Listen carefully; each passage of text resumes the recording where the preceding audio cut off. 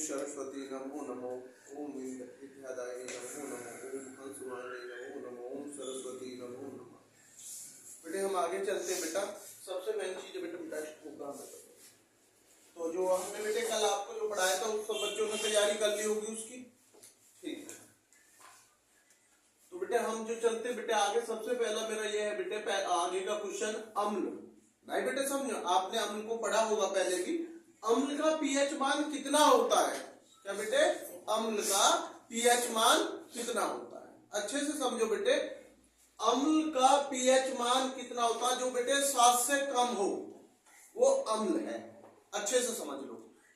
नहीं बेटे समझ में, जो पीएच मान अगर 7 से कम है तो वो क्या है बेटे? अम्ल। जल्दी चलो बेटे जल्दी। तो बेटे पीएच मान, अम्ल का पीएच मान क्या होता बेटे? 7 से कम।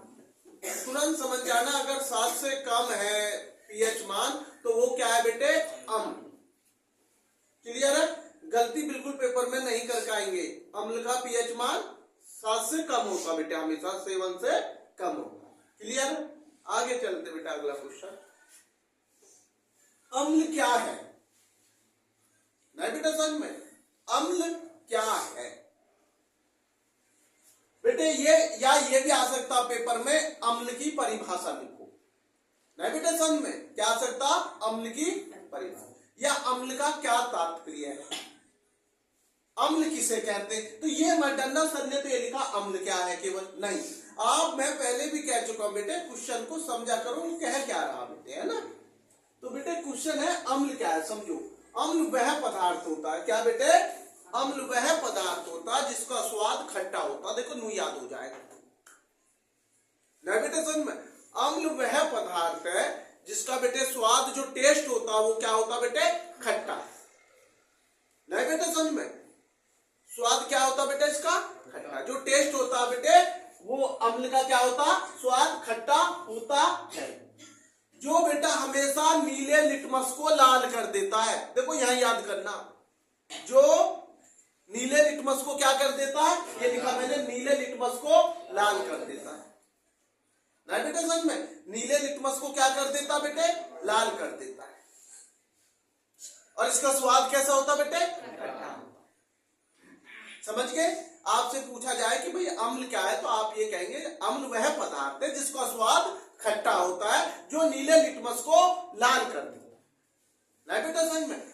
आगे मैंने लिखा बेटे जलीय घोल में, क्या बेटे? जो जलीय घोल में हाइड्रोजन आयन छोड़ते हैं, ये जलीय घोल में क्या छोड़ते हैं बेटे? ये हाइड्रोजन आयन छोड़ते हैं जलीय घोल। देखो कैसे आसानी से आप लिखेंगे कि अम्ल क्या है? अम्ल वह पदार्थ है जिसका स्वाद खट्टा होता है, जो नीले लिटमस को लाल कर देता है, जो जलीय घोल में हाइड्रोजन आयन छोड़ते हैं। क्लियर है बेटे? ये इसकी डेफिनेशन होगी बेटे, परिभाषा। क्लियर है? लिख देंगे, बहुत आसान। देखो पहले मैंने आपसे पूछा अभी थोड़ी देर पहले कि भाई अम्ल का पीएच मान कितना है, तो देखो यहां में 2 क्वेश्चन मैंने बनाए, अम्ल का पीएच मान क्या होता है। मैंने, आप इसमें डेफिनेशन में ये भी लिख सकते हैं नीचे और बढ़ाना चाहिए कि अम्ल का पीएच मान 7 से कम होता है तो वो अम्ल होता है। देखो समझ लीजिए, मैंने कहा अम्ल क्या है, मैंने बोला अम्ल वह पदार्थ है जिसका स्वाद खट्टा होता है, जो नीले लिटमस को लाल कर देता है, जो जलीय घोल में बेटे हाइड्रोजन आयन छोड़ते हैं, जिसका पीएच मान 7 से कम होता है, वो हमारा क्या होता बेटे? अम्ल। क्लियर? हम आगे चलते बेटे। अब ताजे दूध, आपको सबको पता, देखो दूध आप सभी बच्चे जानते, कोई ऐसा नहीं कि एक दूध होता बेटे ताजा दूध, जो जल्दी समय बेटे निकाला गया है दूध, उसको बोलते ताजा दूध। नहीं बेटे सच में क्या बोलते हैं उसे? एक होता जो बहुत कई घंटा हो गए दूध, है ना, तो काफी समय हो गया दूध को निकाले हुए रखा हुआ है, वो दूध एक ऐसा होता जो रखा हुआ है पहले से। जल्दी चलो बेटे, दूध रखा हुआ है। नहीं बेटा समझ में, तो वो सबसे मेन पॉइंट है बेटे बेटे इधर हो जाओ, बेटा थोड़ा जगह दे, बेटा हो जाओ इधर आप, हाँ वो किताब रख लेंगे बेटे। तो सबसे मेन पॉइंट है बेटे, ये आप विशेष ध्यान देंगे इस चीज का। एक होता दूध तुरंत निकाला गया, एक होता बेटे दूध काफी समय हो गया रखा हुआ। तो मैंने क्वेश्चन लिखा है ताजे दूध का पीएच मान कितना होता। देखो भाई समझ लेना, ताजे दूध का पीएच मान कितना होता है। 6.5 से लेकर, देखो ये लिख रहा 6.5 से लेके 6.7 होता है, लेकिन ये एग्जैक्ट नहीं कह सकते। 6.4 से लेकर 6.8 भी हो सकता। मैंने अभी क्या आपको नाम लिया, मैंने अभी आपको बोला ताजा दूध, बहुत समय तक रखा हुआ दूध, तो इनमें थोड़ा सा बेटे पीएच में डिफरेंट आ जाए। तो मैंने लिखा ताजे दूध का जो पीएच मान माना जाता है 6.5 से लेकर 6.7 तक होता। ज्यादा इसमें हमें डीपली जानने की आवश्यकता नहीं है। समझ गए बेटे? आगे चलते बेटे, नींबू का रस आप सभी जानते हैं, नींबू का रस सभी बच्चे नींबू के रस से वाकिफ है। और आप ये भी जानते हैं नींबू का जो स्वाद होता है खट्टा होता है, ये भी सभी जानते हैं, और टेस्टी भी होता है नींबू का, ऐसा नहीं। मैंने अभी आपको डेफिनेशन किसकी बताई थी? अम्ल की। मैंने क्या बताया था अम्ल में? अम्ल वह पदार्थ है जिसका स्वाद खट्टा होता है। इसका मतलब नींबू इसका उदाहरण हो सकता है। आप समझिए, अम्ल का उदाहरण नींबू हो सकता है। आपसे पूछा जाए, क्वेश्चन मैंने और बढ़ा दिया कि भाई अम्ल का एक उदाहरण दीजिए उसका स्वाद, तो आप लिख सकते हैं नींबू उसका उदाहरण है। जब आप नींबू खाते तो उसका स्वाद क्या होता? खट्टा, कड़वा नहीं होता। कड़वा क्षार बन जाएगा। कभी आप कड़वा लिख दे, कड़वा क्या हो जाएगा? अम्ल नहीं, क्षार। वो क्या बन जाता? क्षार, कड़वा। नहीं बेटा सर, यहां मेरा क्वेश्चन क्या है बेटे? अम्ल। अम्ल का स्वाद खट्टा होता है, नीले लिटमस को लाल कर देता है, और जलीय घोल में बेटे हाइड्रोजन आयन छोड़ देता है, जिसका पीएच मान 7 से कम होता है। ये मैंने आपको बताया बेटे। उसके बाद बेटे मैंने अभी क्वेश्चन चला ताजे दूध का पीएच मान कितना होता है? 6.5 से लेकर 6.7 लिख दिया बेटे। क्लियर है बेटे? किसी को कोई डाउट? चले। नींबू के रस का पीएच मान कितना होता? मैंने अभी क्या कहा? नींबू भाई अम्ल हो गया बेटा। एक अभी मैंने आपसे बोला था जिसका पीएच मान 7 से कम हो वो क्या है? अम्ल। इसका मतलब नींबू अम्ल है, क्योंकि देखो इसका पीएच मान 2 से 3 के बीच में, 7 से तो कम ही है, 7 से कम है तो क्या हुआ? ये अम्ल हुआ। इसका पीएच मान होता 2 से 3 के बीच में, चाहे वो 2.4 हो, चाहे 2.7 हो, 2.8 हो, है तो 2 और 3 के बीच का ही। तो ये क्या है? अम्ल, क्योंकि 7 से कम। 7 से क्या है? समझ जाना, 7 से अधिक होगा तो अम्ल नहीं होगा।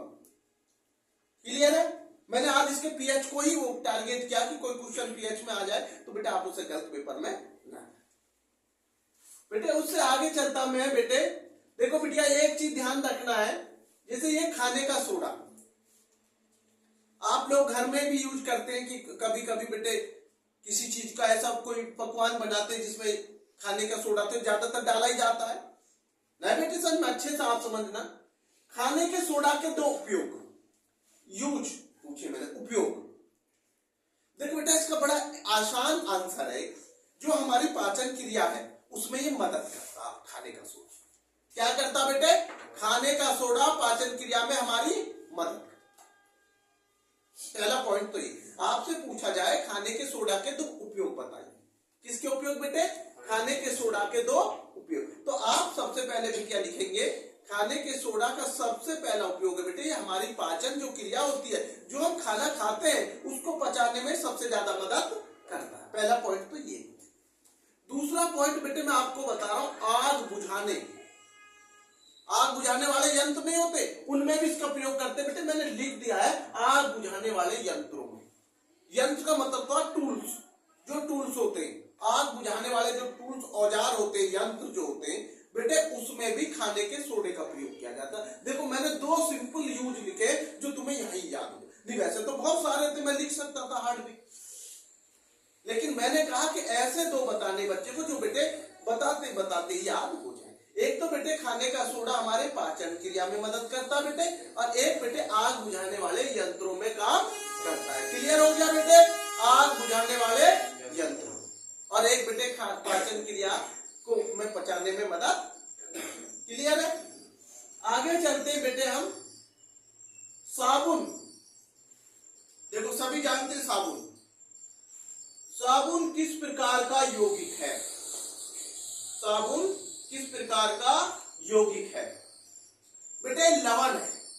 क्या होता बेटे? लवण। आपने सुना होगा बेटे, एक अम्ल होता है, एक बेटे क्षार होता है, और एक लवण होता है। आपने सुना होगा। कभी कभी तो मैंने देखा पेपर में यह पूछ लिया जाता, अम्ल और लवण में अंतर बताइए, या क्षार और लवण में अंतर बताइए। इसलिए आज हमने अम्ल लिया है, आगे क्षार लेंगे, लवण लेंगे, पूरा समझाएंगे। तो बेटे साबुन किस प्रकार का यौगिक है? लवण। तो सर क्या ये यौगिक क्या है? ये लवण। इसको क्षार मत लिख देना, नहीं अम्ल, क्योंकि साबुन का स्वाद खट्टा नहीं होता।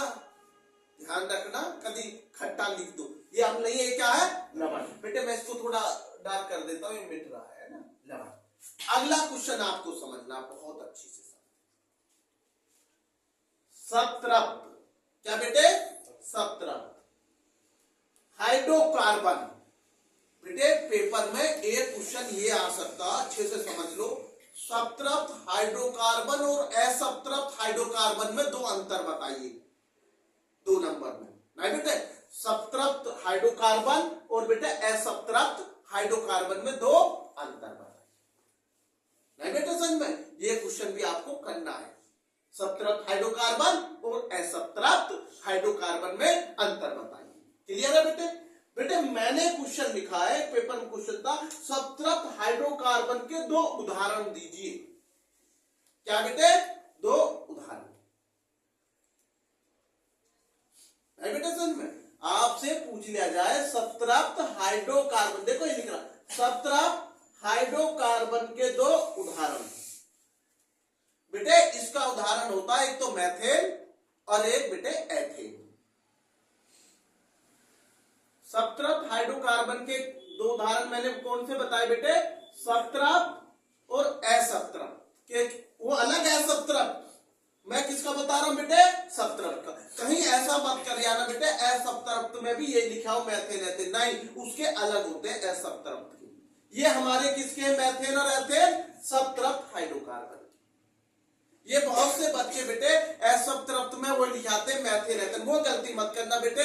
मैथेन और एथेन तो बेटे सतृप्त के होते हैं। किसके होते हैं बेटे? सतृप्त। असतृप्त के अलग होते हैं, वो हम बताएंगे। नहीं बेटे समझ में? तो ये कौन से बेटे? सतृप्त हाइड्रोकार्बन के 2 उदाहरण कौन से होते हैं? मैथेन और एथेन। ये आपको पता बेटे, मैथेन CH4 होता। क्या होता बेटे? CH4। एक कार्बन 4 हाइड्रोजन।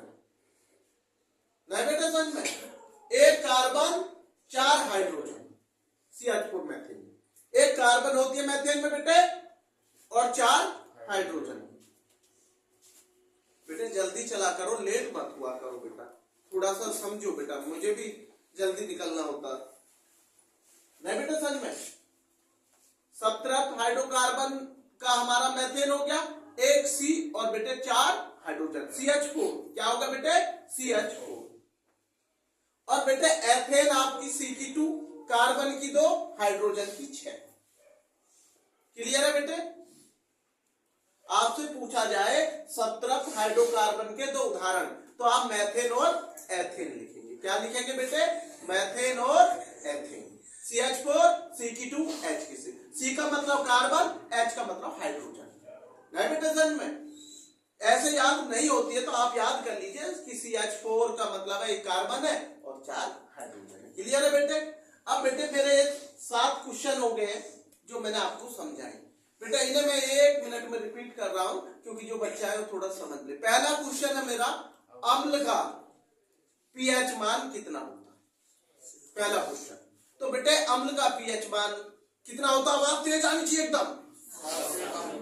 मुझे आवाज नहीं आई बेटा, इसे रोकना। नहीं समझ बेटे, अम्ल का पीएच मान कितना बताया मैंने? 7 से कम। बहुत बढ़िया। अम्ल क्या है परिभाषा देना, बोलिए मेरे साथ साथ। अम्ल वह पदार्थ है, दोबारा बोलिए, अम्ल वह पदार्थ है जिसका स्वाद खट्टा होता है, जो नीले लिटमस को लाल कर देता है। शिवानी बात तेज आनी चाहिए थी। जो नीले लिटमस को लाल कर देता है, जो जलीय घोल में हाइड्रोजन आयन छोड़ते हैं, जिसका पीएच मान 7 से कम होता है, उसे अम्ल कहते हैं। क्लियर है? अगला क्वेश्चन, ताजे दूध का पीएच मान कितना होता है? बोलिए 6.5 से 6.7 हो सकता है। आगे चले, नींबू के रस में पीएच मान कितना होता है? 3 के बीच में, 2 से 3 के बीच में होता है। नहीं बेटा समझ में। उसके बाद मैंने पूछा खाने के सोडा के 2 उपयोग। पाचन में मदद करता है, बोलिए पाचन क्रिया में मदद करता है, पाचन क्रिया में मदद करता है। आग बुझाने यंत्रों में प्रयोग किया जाता है। क्लियर है? अगला क्वेश्चन क्या है? नहीं, ये तो हो गया खाने का सोडा। साबुन किस प्रकार का यौगिक है? बोलिए साबुन किस प्रकार का यौगिक है? आवाज नहीं आई। सत्रत हाइड्रोकार्बन के 2 उदाहरण, मेथेन और CH4 CH2H6। CH2H6 किसका है? CH4 किसका है? CH4 किसका है? मेथेन का क्या है? एथेन का क्या है? क्लियर?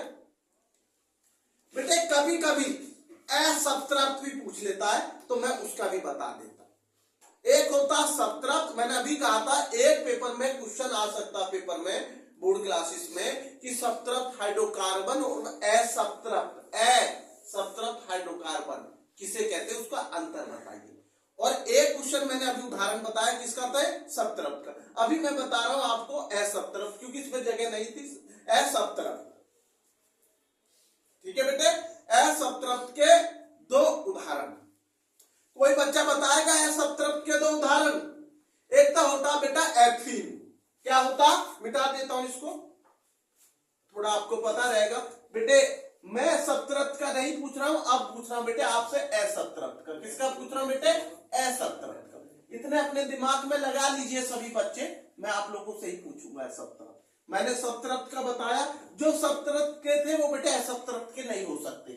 मैथेन और एथेन तो हो ही नहीं सकते, ये मन में मत रखना, ठीक है बेटे? इनसे अलग सोचिए भाई क्या हो सकता है असप्तरप्त के। नहीं बेटे समझ में? 2 उदाहरण पूछे मैंने आपसे असप्तरप्त के। नहीं बेटे समझ में?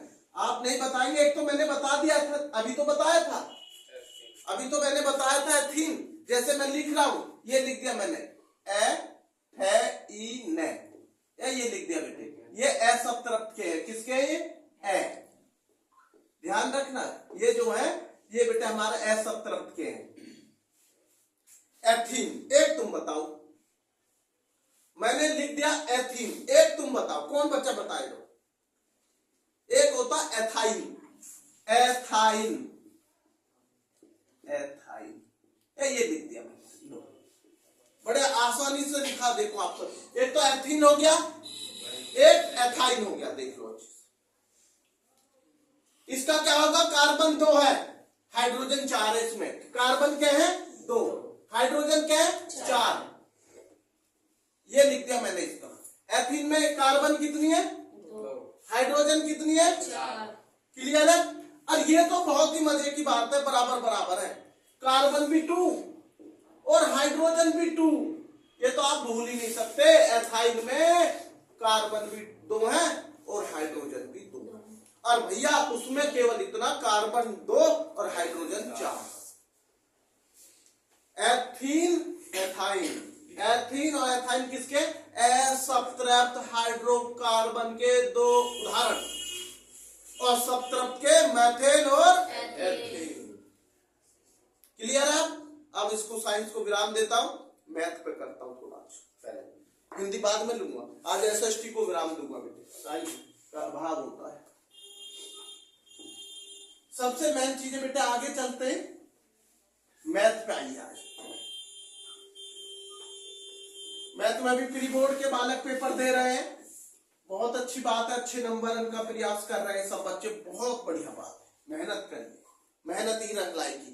क्या लाएगी? मेहनत ही रंग लाएगी।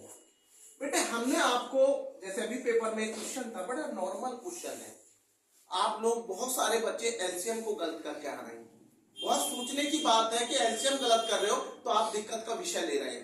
पहला चैप्टर 10th क्लास में वही है, रियल नंबर जो है, वास्तविक नंबर में एलसीएम है, परिमेय अपरिमेय संख्या होती है, रेशनल इरेशनल, नहीं बेटा समझ में। तो एक क्वेश्चन पहले, मैं एलसीएम से लेने से पहले एक क्वेश्चन पूछ रहा हूं आप सबसे। देखो भैया, √3 परिमेय, देखो समझना, परिमेय संख्या है ये, देखो क्या ऑप्शन में दे रहे हैं, परिमेय संख्या, अपरिमेय संख्या, अभी मैं इंग्लिश में भी बताऊंगा, अपरिमेय संख्या, यहां बेटे दोनों, सी में क्या, दोनों, परिमेय और अपरिमेय, ये लिख दिया मैंने, परिमेय और अपरिमेय और दोनों, और इनमें से कोई नहीं। क्या बेटे? इनमें से कोई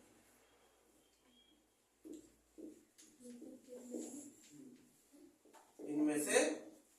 समझना, देखो जल्दीबाजी नहीं करना, सवाल है ये खाली।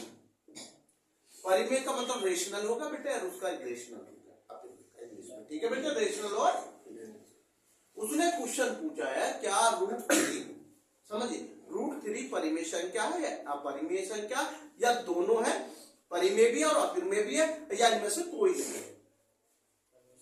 तो बेटे ये अपरिमेय है, ये हमारा क्वेश्चन राइट है, ये अपरिमेय। कोई भी बच्चा परिमेय संख्या पे इस पर टिक नहीं करेगा। √3 हमारी अपरिमेय संख्या होती है, रेशनल, इरेशनल, रेशनल नहीं, समझ गए, अपरिमेय। नो सर क्यों? क्योंकि ये बेटा मैं इसको बहुत संक्षेप में बताना चाहूंगा, क्योंकि ज्यादा बड़ा क्वेश्चन नहीं था बेटा, ये पूर्ण रूप से नहीं कटता। जब आप √3 का काटेंगे तो इसका रूट से बाहर करेंगे तो 1 पॉइंट, नहीं बेटा समझ में क्या आएगा, 1.73 लमसम जाएगा, नहीं भी समझ में। जब हम इसे करेंगे तो कितना जाएगा, 1.73, जब रूट से बाहर करेंगे, जैसे 4 को रूट से बाहर करते हैं तो 2 आता, वो पूर्ण रूप से कट रहा। 9 को बाहर करेंगे, रूट 9 है, और उसको बाहर करेंगे 3 हो जाएगा। 16 रूट में है तो कितना बाहर हो जाएगा, 4। भाई आप सबको पता 4 का स्क्वायर कितना होता, 16। मैंने आपको पहले भी बताया भैया, अगर मैथ को तेज करना है तो आप पे स्क्वायर आने चाहिए, जिससे आप रूट को बहुत जल्दी बाहर कर लेंगे, और जो रूट से बाहर नहीं होता वो आप तुरंत समझ जाएंगे अपरिमेय। देखो ये आप समझ लीजिए भाई अच्छे। नुकुर जी क्या कहना चाह रहे हो, मैंने आपको बताया है अच्छे से, जैसे मैंने आपको स्क्वायर बताया है, ए का स्क्वायर 1 नहीं होता, कितनी बार 1 लिख लीजिए, 1 नहीं आता, बताया। मैंने 2 पे स्क्वायर चढ़ा रखा, मिस्टर 4 हो जाएगा। आपको बिना मल्टीप्लाई करने स्पीड होनी चाहिए, कम से कम यार 20 तक तो स्क्वायर आपको होने चाहिए स्पीड से। और मैं तो आपको ये बोलता हूं कि ये 20 नहीं होने चाहिए यार, आपको 100 भी कर सकते हो स्क्वायर आप, जब आप एक बार विश्वास पैदा करेंगे तो आपको, देखो मैं बहुत जल्दी से आपको इसको समझा रहा हूं। देखो 2 का स्क्वायर 4, 3 का स्क्वायर 9, 4 का स्क्वायर 16, 5 का स्क्वायर 25, इसको मिटा दूं। आपको थोड़ा क्लियर होना चाहिए, जिससे कि आप इन चैप्टर में जल्दी से आप मार्क करें। और आपको सबको पता है यूपी बोर्ड में 20 क्वेश्चन विकल्प आते हैं, एमसीक्यू, जो कि ओमार सीट में करने होते हैं। क्या करने होते हैं, ओमार सीट में एक क्वेश्चन के 4 ऑप्शन दिए होते हैं, जो राइट होता है उस पर टिक करके गोला भर दिया जाता है। ये आप सभी बच्चे समझ ले, जो भी आपके 10th के बच्चे बैठ रहे हैं, नए बच्चे जितने भी, नहीं बेटा समझ में, तो वो समझ ले यूपी बोर्ड में ओमार सीट आती है, कई साल से आ रही है, नहीं बेटे सन में 3-4 साल हो गए लमसम 2-3 साल से, नहीं बेटे, तो वो आपको पता होना चाहिए, है ना। पहले नहीं होता था ऐसा कि ओमार सीट है, तो इसलिए आपको पता होना चाहिए पहले ओमार सीट मिलेगी, ओमार सीट में आपको 20 क्वेश्चन के गोला बनने होंगे यूपी बोर्ड वाले। क्लियर है। अब जैसे मैंने कहा भाई 5 का 25, भैया 6 का कितना होता, बोलते जाइए, मुझे याद नहीं, आप बोलिए। 49, 8 का स्क्वायर 64, 9 का स्क्वायर 81, और 10 का स्क्वायर 100, और 11 का स्क्वायर 121, और 12 का स्क्वायर 144, और 13 का स्क्वायर 169, ऐसे याद हो। 14 का स्क्वायर 196, ऐसे। तो आप कैसे टाइम लगा देंगे पेपर में, नहीं भी समझो। आपको इतनी स्पीड पे हल करने होंगे, आप मेरे से भी ज्यादा स्पीड पे कर सकते, ऐसा कोई वो नहीं, आप अच्छे से कर सकते मेरे से भी अच्छा। ये मन में कभी किसी को नहीं सोचना चाहिए कि मैं ही कर सकता हूं, नहीं भाई, आप मुझसे अच्छा कर सकते हैं। आप प्रयास तो करिए, आप प्रयास कीजिए। मैं कल सुनूंगा 20 तक, किसी बच्ची से कोई सा भी 20 तक स्क्वायर सुन लूंगा। ये नहीं है कि आप बड़ी क्लास में तो आप बड़े महान हो गए, बात वो नहीं होती। महान वो व्यक्ति होता है जो बेटे कभी ये नहीं दिखाता कि भाई मैंने, मेरे प्यार, महान कार्य करने से महान होता, महान दिखाने से महान नहीं होता। मैं आपको एक चीज बताता हूं कि जो कहते हैं ना विश्वास, जब आपका विश्वास बढ़ जाएगा तो आप कभी मार नहीं खाएंगे। विश्वास किसी दुकान पे नहीं खरीदा जाता। आप परचूने की दुकान पे गए तो आप केवल सामान खरीद के ला सकते हैं, राशन का, विश्वास खरीद के नहीं ला सकते। कॉन्फिडेंस वहां से नहीं, या ले आओगे। कॉन्फिडेंस पता कहां से मिलेगा आपको, जब आप रात दिन मेहनत पढ़ाई करोगे। जब मेहनत करोगे तो तुम्हारे अंदर खुद ही विश्वास पैदा हो जाएगा, कुछ कर गुजरने का, कुछ कर गुजरने। और जब विश्वास पैदा होगा तो आप मान नहीं खाएंगे। विश्वास कभी भी मार्केट, बाजार, दुकान, मैं आपके मन में नहीं डाल सकता कि मैंने कहने को तो मैं कह दूं मैं विश्वास पैदा कर दूं, नहीं कर सकता आपके मन में विश्वास। नहीं, विश्वास तुम्हें स्वयं ही पैदा करना होगा। एक बार 5-6 घंटे डेली पढ़ के तो देखिए, तुम्हें खुद ही विश्वास हो जाएगा मैं पेपर में पास हो जाऊंगा। मैं आपको पास नहीं करा सकता, आपका विश्वास जो अंदर होगा वो आपको पास कराएगा। नहीं बेटा समझ में, इसलिए आप पढ़ के तो देखिए, मेहनत तो करके देखिए। जैसे आप किसी कंपनी में जॉब कर रहे हैं, किसी सरकारी डिपार्टमेंट में कर रहे हैं, जब आप ये नहीं देखते कि शुरू में विश्वास डगमगाया रहता कि मैं कर पाऊंगा, इस काम को नया है, और जब कर जाते हो तो जब तो ये कह देते हो चुटकी, अरे इसको ऐसे नहीं ऐसे कर लीजिए, क्योंकि आपका विश्वास बढ़ चुका, तो वो कार्य आने लगा। तो कहां से मिलेगा विश्वास मिस्टर आदित्य? स्वयं से। तुम्हें स्वयं विश्वास पैदा करना, किसी दुकान में नहीं मिलेगा। अगर बाजार में मिलता ना तो सब में विश्वास ही होता, है ना। कोई ये ना सोचता मैं फेल हो जाऊंगा, है ना। और मैं कहता हूं फेल की मत सोचिए, बस कर्म करिए। फेल होना ना होना तो आपके कर्म पर विश्वास करेगा, है ना। आगे चलता हूं, ये कहता हो गए बेटे। अब मैं पूछना चाहूंगा जो इधर बच्चे बैठे हैं, 15 का क्या होता है? 225। जिस बच्चे ने बताया, आवाज थोड़ी सी तेज कर लेता और मजा आ जाता भाई, है ना।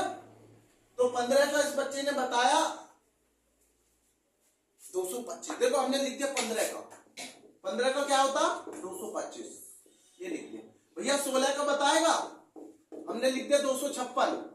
17 का बताएगा भैया, बता जल्दी बता। 289। 17 इंटू 12 कर लो, 70 पूरा 70। मुझे एक बार करके भी दिखा दो, कभी वैसे ही लिख ले लो, कर लो। ऐसे तो हल करोगे 7 गुना 7, ये तो करोगे। और जिन पे ना आए वो थोड़ा सा ऐसा कर लो, डरो मत। 7 7 49 को 9 कहां से लगे? 7 1 7 और 4 11, और 1 1 7 7 1 1 कर लीजिए भैया ना। मैं आपको दिखा दे रहा हूँ, कभी आप ये सोचे गुरु तो वैसे लिखे जा रहे। 289 ना भैया, देख लीजिए। अब आप 18 का बता दीजिए मुझे अपने आप, लगा लो दिमाग। मैं इतना 18 छोड़ दे रहा हूं, मैं 20 का कर दे रहा हूं और 19 का कर दे रहा हूं। ले भाई मैंने 19 का 20 का कर दे रहा हूं, 361 और 400। जल्दी से, अभी तक तुमको 18 का नहीं बताया गया है। 324 होता क्या? मैंने वैसे ही लिख दिया, आप बताओ मुझे। मैंने 324 लिख दिया, मैंने तो आप जान के 324 लिखा। आप बताओ अब कितना? मैंने तो गलत लिखा, आप बताइए सही क्या है? 18 का।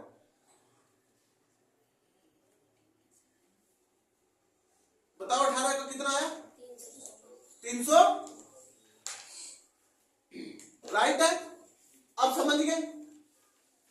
1 मिनट लूंगा, आप घड़ी में देख लो, और 20 तक स्क्वायर फुट।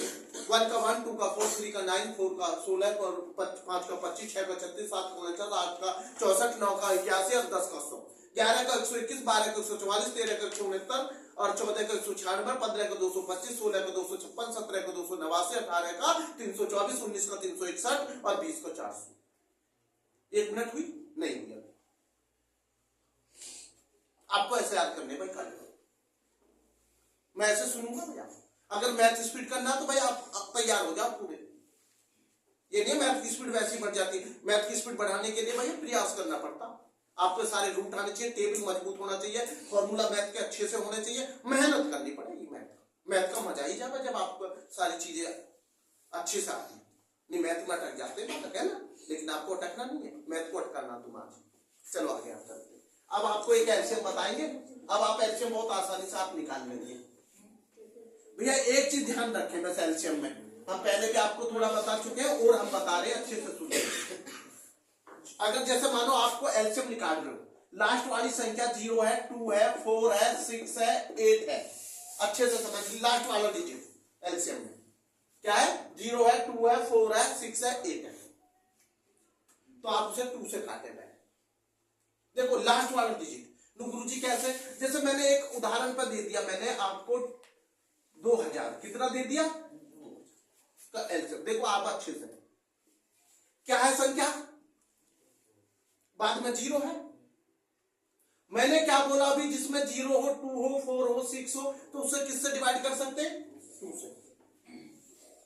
तो ये किससे चला जाएगा? 2 से। 2 कैसे चला जाएगा? ये आगे 1000। मैं समझाना चाहता हूं इसी के अनुसार। फिर 0 आगे लास्ट वाला डिजिट आ गया। फिर किससे चला जाएगा बिना सोचे? 2 से। ज्यादा आपको जाना नहीं है। ये लो 500। फिर लास्ट में क्या आ गया? फिर मैं इसे काट दूंगा, कितना आ गया? 250। फिर 0 आ गई, फिर किससे काट दूंगा? 200, 125 आ गया। अब 0 नहीं है, देख लो आप, देख लो आप 0 क्या? अब 2 से नहीं कटेगा। अब आपको ट्राई किससे करनी है? 3 से, 5 से, 7 से, 9 से। इनमें से जिससे कट रहा हो उससे काट लो। 5 से कट जाएगा, आप देख लीजिए, मुझे दिख रहा 5 से कट जाएगा। 5 से काटूंगा तो कितना हो जाएगा? 25 हो जाएगा। और जब 25 को काटूंगा 5 से, 5 हो जाएगा। अब 5 से 5 को काटूंगा 1 हो जाएगा। देख लो मैंने कहा अगर 0 है, लास्ट में 2 है, 4 है, 6 है, तो किससे काटेंगे? 2 से। वो मैंने आपको प्रूव करके दिखाया कि लास्ट में 0 आ गई तो मैं 2 से काटता चला गया। और जब मेरा ये 3, 5, 7, 9 है पीछे लास्ट में, तो मुझे ट्राई करना पड़ेगा 3 से काटूं, 5 से काटूं, 7 से काटूं, 9 से काटूं। और जब नहीं कटेगा जब बड़ी से तलाश करूं। तो मेरा यहां से आपको समझ गए, दोनों संख्या के डिजिट आगे समभी और विषम भी। देखो यहां 0 आती चली गई तो आप 2 से काटते चले गए, और जहां 0 नहीं आई लास्ट में, वहां तुमने क्या ट्राई करी? 5। समझ गए कि हम पेपर में ये सोचने पर मजबूर हो जाते हैं कि इसे किससे काटूं। बहुत से बच्चे कहते हैं गुरुजी ये किससे कटेगा? तो मैं आपको सिंपल तरीका बता रहा हूं। बाद में 0, 2, 4, 6, 8 है तो आप उसे 2 से कट जाएगा। लास्ट का डिजिट अगर ये है तो 100% कट जाएगा। नहीं बेटा समझ में? अगर नहीं है तो आप उसे 2 से काटने का टाइम वेस्ट ना करें, आप ट्राई करें दूसरी संख्या 3 या 5, 7, 9 जिससे वो कट जाए। क्लियर है? जैसे एक क्वेश्चन है 81। क्या है ये? 81। जिनमें डिजिट में 1, 3, 5, 7, 9। देखो 1 है तो भाई 2 से तो काटेंगे नहीं, इसे 3 से काट लो। क्या दिक्कत आ रही है? 3 2 जा 6 हो जाएगा, 2 बचे, 2 यहां लगा ले 21 और 3 7 जा 21। 3 से काट लो, 9 बार कट जाएगा, क्योंकि 3 के टेबल में 27 आ रहा और 9 भी आ रहा 3 के टेबल में, और 3 भी आ रहा। ये हो गया 3 दूनी 6, 3 तिया 9, 9 तिया ये लगा लो कितना हो गया, 3 तिया 9, 9 तिया 27 और 27 तिया 81 कर लो आप। कैसे 3 इंटू 3 इंटू 3, देखो सारा दिमाग तेज चलाओ। 3 तिया 9, 9 तिया 27, 27 तिया 81, 81। गुरु जी इसमें क्या 2 दूनी 4, 4 दूनी 8, 8 दूनी 16, 16 पंजे 80 कर लीजिए। 80 पंजे कर लीजिए ना, कितना बैठ रहा 80 पंजे 400 और 400 पंजे 2000। स्पीड बढ़ाइएगा। अरे देखिए 2 दूनी 4, 4 दूनी 8, 8 दूनी 16, 16 पंजे 80, 80 पंजे 400, 400 पंजे 2000। इधर टाइम क्यों लेते मैथ में, कहते हो टाइम। अभी देखा आपने राजस्थान के पेपर में क्या हुआ, जो टीचरों के पेपर में पेपर टफ था बच्चों के समय के अनुसार, समय कम था। जो अभी बच्चों पेपर दे के आए हैं शिक्षक में, जो जिससे टीचर बनते हैं, आप सबको पता है, उसमें क्या था 2.5 घंटे का समय था। पेपर 2.5 घंटे के अकॉर्डिंग बच्चों के जो वो थी कि वो कह रहे थे जी पेपर टफ था, कुछ बच्चे अच्छा भी कर गए। तो वो रीजन एक ही होता बेटे, कम समय में ज्यादा क्वेश्चन के लिए आपको प्रैक्टिस होनी चाहिए, तो आप मार नहीं खाएंगे। अगर आपकी उस सब्जेक्टों में प्रैक्टिस है कम और बेटे टाइम आया कम, तो आप उसे पेपर छोड़ आते हैं, वो पेपर हमें हार्ड बन जाता बेटा। फिर चाहे क्वेश्चन आसान भी होते हैं ना बेटे, जब भी वो पेपर हमें हार्ड लगने लगता बेटा। तो मैं आपको बेटा एक चीज कहता हूं, आप इस चीज को हमेशा एग्जाम में कंपटीशन में बैठने से पहले अपने माइंड में एक चीज रख लीजिए कि आपके अकॉर्डिंग ही पेपर पूरा नहीं आएगा। आपके सोच ऐसी भी होनी चाहिए, अगर क्वेश्चन ये याद करा नहीं आएगा तो मैं उसे कैसे प्रयास करूंगा जो अपना। तो आपको बेटे हर परिस्थिति के लिए तैयार होना पेपर नहीं बेटे। में कंपटीशन में बैठने से पहले अपने आप को पूर्ण रूप से मजबूत करके आपको सफलता मिलेगी। कोई बात नहीं, वो बच्चे बिल्कुल नर्वस ना हो जिन बच्चों का पेपर थोड़ा खराब हो गया है, आगे ट्राई कर। यूपी में निकलेंगे टीचरों के, उनमें ट्राई कर, बहुत सारी चीजें।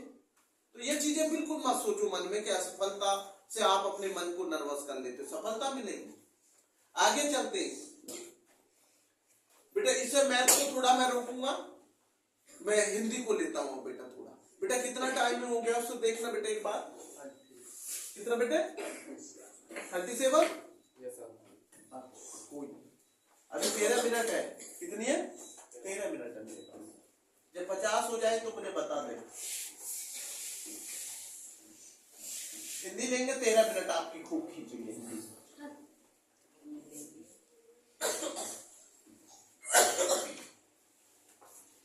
मैं हिंदी में आपसे पहले एक क्वेश्चन पूछूंगा जो मैं पहले भी आपको बता चुका हूं। सूरज का 7वां घोड़ा किस लेखक की रचना है? धर्मवीर। ये पेपर में थोड़ा बार बार रिपीट हो जाती है। सूरज का 7वां घोड़ा, गुनाहों का देवता, गुनाहों का देवता, ये दोनों धर्मवीर भारती। गीतावली, कवितावली, दोहावली, विनय पत्रिका, पार्वती मंगल, जानकी मंगल, ये सभी तुलसीदास जी। देखो कैसे याद करते हैं, उस हिसाब से बिल्कुल ऐसे एक बेहतरीन, एक कहते हैं ना आवाज। गीतावली, कवितावली, दोहावली, विनय पत्रिका, पार्वती मंगल, जानकी मंगल, रामचरितमानस, तुलसीदास। किसकी है? तुलसीदास। सूरसागर, सूरसरावली, साहित्य लहरी, ये है सूरदास।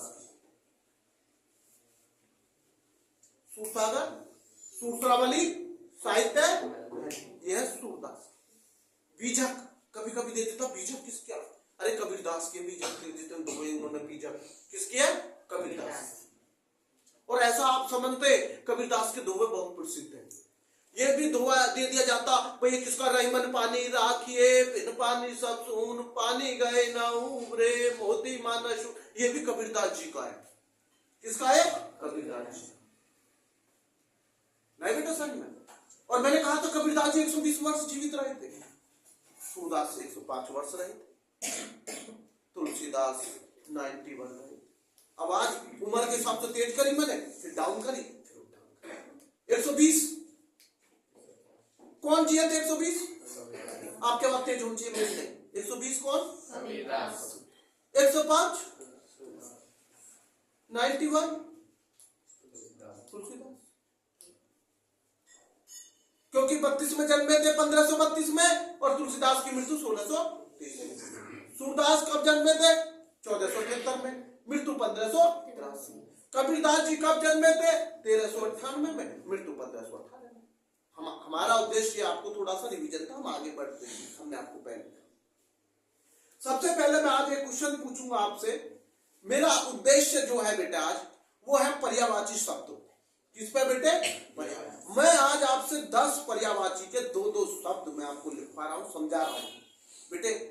भगवान की कृपा रही, माता सरस्वती का हो रहा, तो इन्हीं में से बेटे आपको मिल जाएंगे नहीं बेटे समझ में। तो मैं अच्छे से आपको समझना, उसका जवाब आप देंगे जो जिस क्वेश्चन को मैं पूछूंगा। पहला क्वेश्चन मेरा आपसे है, पर्यायवाची जो शब्द है, जिस बच्चे से पूछूंगा वो बताएगा। एक होता मेरा पर्यायवाची, देखो मैं यहां लिख भी रहा हूं आपको, अमृत, है ना। बताइए पर्यायवाची शब्द है, क्या है? पर्यायवाची शब्द। इसका क्या लिखेंगे? अमृत का। आपको केवल 2 बताने। क्या बताने? 2। जैसे मैंने अमृत का लिख दिया सुधा। क्या लिख दिया भैया? सोम भी लिख सकता हूं, ये लिख दिया सोम। सुधा और सोम, सुधा और सोम। किसका बताया बेटे मैंने? सुधा और सोम। ये पीयूष भी हो सकता। क्या हो सकता है? पीयूष। नो गुरुजी मैं सोम को काट के पीयूष लिखता हूं। पता क्यों? एक साइंस का क्वेश्चन भी याद रहेगा कि मास्टर ग्रंथि कौन सी है, मैं याद आ रहा है पीयूष लिखूंगा, क्योंकि ये नाम तुम्हें जुड़ा रहना चाहिए पीयूष। क्योंकि मास्टर ग्रंथि कौन सी होती है? मास्टर ग्रंथि क्या होती है? पीयूष। आया साइंस का याद? नहीं आया अभी भी? पीयूष नहीं आया? मैंने पूछा नहीं था कि मास्टर ग्रंथि क्या होती है? पीयूष ग्रंथि है। कहाँ होती है? ये क्या कार्य करती है? ये हमारे हार्मोन्स को संतुलन बनाने।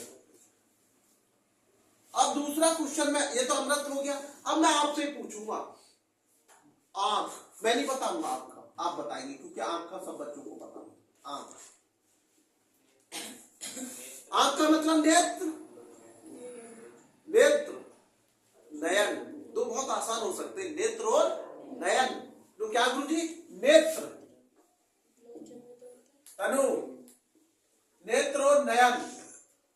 जो कार्य दिया गया उसे करिए। नेत्र और नयन क्या है? नेत्र और नयन। किसका भैया नेत्र और नयन? किसका है मिस्टर? बताइए। आंख। क्या है आंख के 2 पर्यायवाची? क्या है? नेत्र और, अगर नेत्र दे दिया जाए तो आंख लिख देना। क्या लिख देना? आंख। तो ये डरना नहीं है, कभी नेत्र भी दे सकता है। इसलिए मेरा अगला क्वेश्चन है आकाश। ये मैंने लिख दिया आकाश। भाई वाह आकाश। हमारे बैच में भी 2-3 बालक हैं आकाश। तो भैया ये आकाश है। कौन बताएगा इसका? एक सिंपल है, आकाश को आसमान भी कह सकते हैं। क्या कह सकते हैं? आसमान। कहते हैं ना आसमान में आज धूप है निकली हुई है, आसमान साफ है। क्या है बेटे? आज आसमान कहते हैं साफ है, या कहते हैं आसमान में कोहरा छाया हुआ, आज धूप नहीं। तो आकाश का एक तो आप भूल ही नहीं सकते, आसमान। दूसरा आप बताइए, बताइए गगन भी तो हो सकता। क्या हो सकता? गगन, बिल्कुल गगन हो सकता। क्या हो सकता? गगन, गगन। ठीक है बेटे, आसमान और गगन किसके हो सकते हैं? आकाश, गगन हो सकता है। अब पूछेंगे हम सूरज भाई से। सूरज का पर्यायवाची नहीं पूछेंगे, क्योंकि हम बता चुके हैं कल। सूरज का होता है सूर्य और रवि, हम बता चुके हैं। ऐसा नहीं है। हमारा क्वेश्चन है अगला आभूषण। आभूषण आपने सुना होगा, आभूषण। तो कैसे गुरु जी? आ, ये लिख दिया मैंने आभूषण। आभूषण अच्छे से समझ लेना। एक तो होता है इसका जेवर, कहते हैं ना आभूषण पहन रखे हैं, तो जेवर क्या होता है? जेवर। जेवर हवाई अड्डा मत कहते ना, जेवर, क्योंकि जेवर हवाई अड्डा टाइम बहुत एशिया में छाया हुआ है। बहुत बढ़िया, योगी जी का कार्यकाल बड़ा अच्छा चल रहा है। आपके नजदीक हवाई अड्डा आ गया है, दिल्ली जाना पड़ता था, अब आपको नजदीक से हवाई अड्डा है ना, बड़ी अच्छी बात है। तो मैंने कहा आभूषण का मतलब हो गया जेवर। और बताइए क्या हो सकता है? एक गहना भी तो हो सकता, कहते हैं गहना, अरे अलंकार भी होता है इसका। कभी आप ये सोच रहे हो? आभूषण अलंकार भी है। कनक करते सोगुनी, वो देखा नहीं सोना। तो कभी कभी पेपर में ये भी पूछ लिया जाता, अलंकार जो है क्या वो आभूषण का पर्यायवाची है या नहीं? ना बेटे, तो अलंकार भी होता, लेकिन मैं यहाँ आपको लिखूंगा जेवर और गहना, जो आसान याद हो गया। लेकिन वो तो मैंने आपको बता दिया, कभी आप अटकेगा। जेवर और गहना किसके बताए मैंने? आभूषण। बेटे अगला क्वेश्चन हम लेकर चल रहे हैं बेटे पृथ्वी। ये तो आपको पता है पृथ्वी का, भाई ये लिख दिया मैंने पृथ्वी। भाई पृथ्वी का तो भू भी हो सकता है, भूमि भी हो सकता। पृथ्वी को तो आप भूल नहीं सकते, मैं याद कर लो, भू भूमि। भू धरा भी होता है, पर मैंने आपको क्या बोला? भू। देखो भू लिख दिया, भूमि क्या लिख दिया? भूमि। कल मैं सुनूंगा है ना, सब है, सारे कॉपी में लिखे होने चाहिए, सबको सुनूंगा। भू भूमि किसका भी है? भू भूमि। बताइए शिवानी, किसका भू भूमि? धरती या पृथ्वी है। अगला ले रहा हूं मैं बादल। जब पृथ्वी आई तो बादल भी लिया, बस जब आकाश आ गया, पृथ्वी आ गई है, तो बादल भी लिया। बादल से क्यों डर रहे हो? तो गुरु जी बादल भी ले लो, जब बादल ही लेना तो भैया बादल का बताएंगे तनु। कौन बताएंगे बादल का बेटे? तनु बेटी बताएंगे। बताओ तनु। हमने पूछा बादल, तो बादल मेघ भी हो सकता है, मेघ और घन भी हो सकता है। सबसे मेघ और घन, बादल का क्या हो सकता है? बादल, मेघ और भैया घन। क्या हो सकता? मेघ और किसका बेटे? बादल। क्लियर है बेटे? उसे टाइम देखता रहना बेटे। क्या नाम? अमित। हाँ, मेघ और घन। अगला मैं पूछ रहा हूं, एक सुना होगा बिजली। भाई बिजली भी ले लो। किसको ले ले? बिजली। बिजली की बड़ी समस्या आज की डेट में, गर्मियों में ज्यादा दिक्कत करती है ना। हाँ बिजली, चलो या बिजली को भी पर्यायवाची में बदल देते। बताइए बिजली में एक तो होता विद्युत, कहते हैं ना विद्युत, एक दामनी भी होता ना बिजली का। क्या होता? दामनी। तो कैसे? दया दा मिनी दामनी। क्या होता? दामनी। दामनी, दामनी का एक, जैसे कहते हैं ना, दामनी जो विद्युत तो याद रह जाएगा, लेकिन दामनी याद नहीं रहता जल्दी से बच्चे को। क्या? दामनी। ये लिख लीजिए इस बार, दामनी। मिनी, दा लिख कर मिनी, मिनी दामनी। और दूसरा क्या लिखेंगे? विद्युत। विद्युत तो आप सब जानते हैं, विद्युत। विद्युत क्योंकि साइंस के बालक है, विद्युत बल्ब, विद्युत ज्यादा जानते हैं, साइंस फिजिक्स में खूब पढ़े हुए है ना। बिजली का लिख देंगे दामिनी। क्या? दामिनी। लड़की का नाम भी होता दामिनी, कहते ना मिनी बास, दामिनी। और ये क्या है? विद्युत। किसका है? बिजली का। अब मैं पूछना चाहता हूं, क्या हो गए? बिजली का हो गया, बादल हो गया, पृथ्वी हो गई, आभूषण हो गए, और क्या हुए बेटे? आंख, अमृत, आकाश। कितने हो गए? 7। अब 8वां पूछेंगे मनुष्य का। किसका बेटे? मनुष्य है। मनुष्य का तो आप बता ही देंगे भाई, मनुष्य का। मनुष्य का हम बताए, आप बताइए क्या होता है मनुष्य का, हम क्यों बताएंगे? हम तो इतना बता सकते हैं, नर भी बोलते हैं, हम तो एक बता देंगे आपको, नर। लो भैया नर भी हो गया। गुरु जी एक और बता दो, आदमी भी होता, कहते हैं ना आदमी, आदमी होता, तुम बताओ। मानव, हाँ बच्चे का इसका बिल्कुल सही है, नर मानव। और भैया नर मानव याद कर लो, आदमी भी होता मनुष्य का, कोई बड़ी बात नहीं। ठीक है, तो अगला पूछ रहे, जब आपने मनुष्य दिया है तो संसार भी ले लो और फिर लास्ट में स्त्री भी ले लेंगे। देखो कितना बढ़िया जोड़ है, मनुष्य संसार।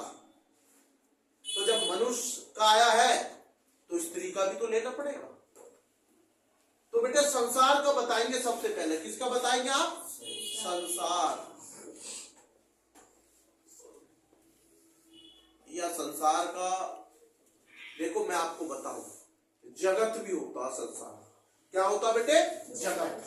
कहते ना जगत जननी, जगत। और एक पता क्या होता, विश्व भी बोलते संसार को। क्या बोलते? विश्व। जगत और विश्व। कहते ना कि विश्व में कितने देश हैं? 206 देश हैं। संसार में, पूरे विश्व में भारत का जनसंख्या में कितना स्थान है? दूसरा स्थान।